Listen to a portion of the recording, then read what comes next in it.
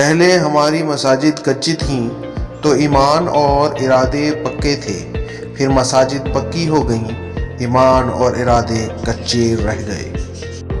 اگر زندگی آپ کو 100 بار رونے کا موقع دیتی ہے تو آپ زندگی کو بتاؤ کہ آپ کے پاس خوش رہنے کے 1000 مواقع ہیں۔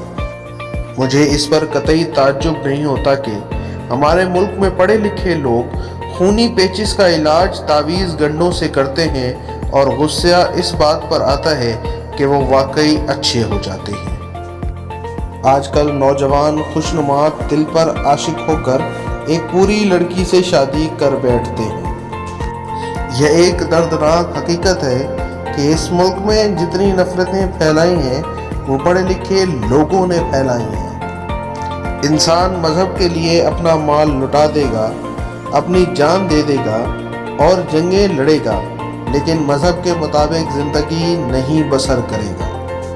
جوانی میں شادی ہو تو سارا محلہ خوش ہوتا ہے، اگر بڑھاپے میں ہو تو صرف محلہ ہی خوش ہوتا ہے۔ سمجھدار آدمی نظر ہمیشہ نیچی اور نیت خراب رکھتا ہے۔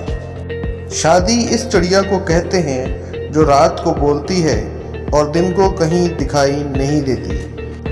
مرد ذہین اور سنجیدہ لڑکیوں سے دور بھاگتے ہیں کہ اس سے ان کے احساس برتری کو ٹھیس پہنچتی ہے۔